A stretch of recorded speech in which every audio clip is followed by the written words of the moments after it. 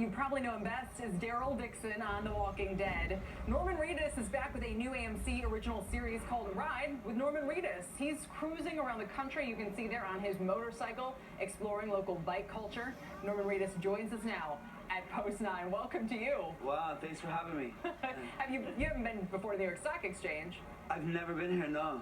No, I mean, I live pretty close to here, but I've never been here. Did you ride your bike down here? I didn't. My bike's here in Georgia right now. Oh, okay. Yeah, I mean, you can ride for hours in Georgia and just cows going by, so it's kind of ideal.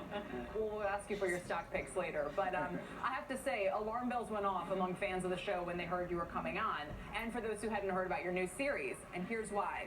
They all want to know, does this mean that Daryl is on the show? I mean, we shot Ride on our hiatus, so if that tells you anything. I feel like AMC's tracking me from space, and if I say the wrong thing, there'll be a laser beam on my forehead, and a satellite will take me out. So, did that happen when you put out that tweet saying, "I know who died"? No, I mean, the thing is, I did know who died, and so I said the truth, but I think that our actors on our show get bombarded with that question so often that, to just wave a white flag is probably a smarter decision. But, I did know, and some of us knew, and maybe some of us didn't know. We don't all shoot at the same time, so. But everyone knows now? Yeah, I would think so. Is it more of a good thing or an annoying thing that basically people care so much about every plot point?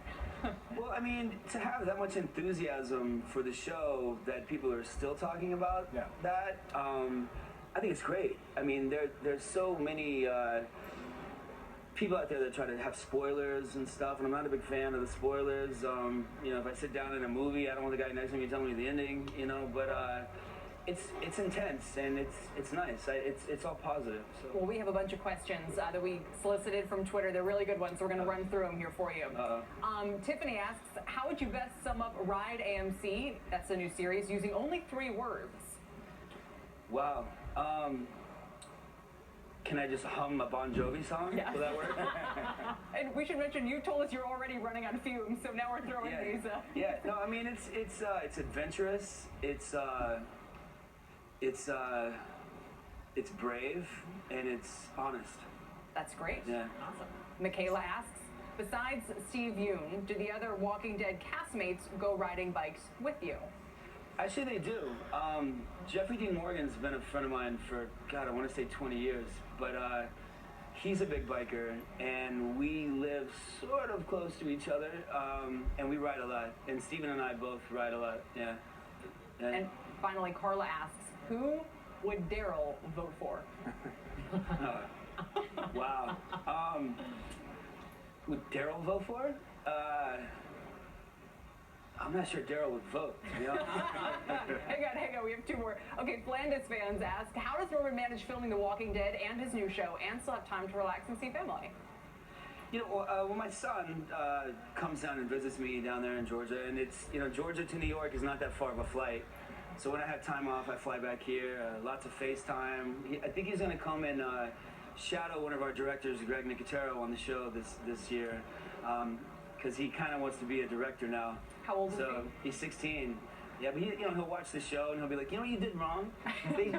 So it's at that stage right now. And We Heard TWD asks, if you could be in a relationship with anyone on The Walking Dead, who would it be?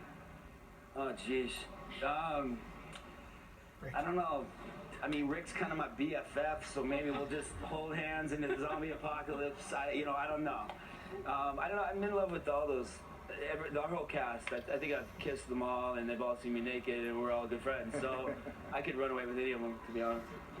What about you, Susan? Well, what do you think accounts for the intense popularity of the show? You couldn't walk across the floor of the stock exchange just now without getting mobbed by people and people wanting to take your photograph. So what do you think is that resonates so much with fans?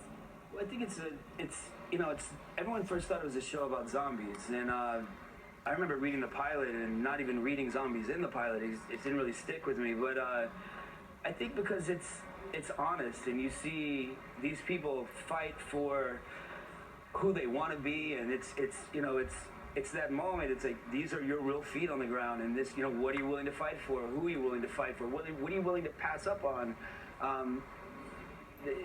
That's what the show is. It's an honest depiction of people working together to get through this, and their true colors come out. And some people rise to the occasion, and some people fail miserably. And you know, it's you root for them. We should mention on that note that you know, this is based on a comic book series. Your character wasn't in that series, right, but you were part of the first season, and you were such a fan favorite.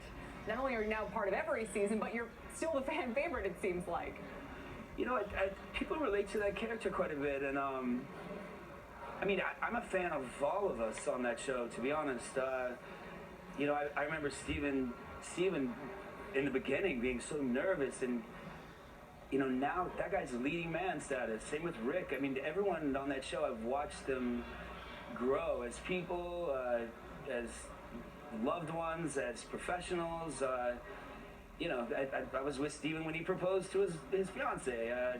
I keep sending naked photos of Andy and I to his wife. You know, I mean, we're pretty tight, and it's a fun gig, and it is the beauty of that show too is how realistic it is in that environment. I mean, it's like real life. You always feel like you have more time with the people you love, and they can go like that. Yeah. So you hang on to those moments, and they mean something. Well, it seems like you're going to have no problems. That has been such a launching pad for your career. But we do love to ask people when they come on the show, what's your biggest money mistake that you've made over the years?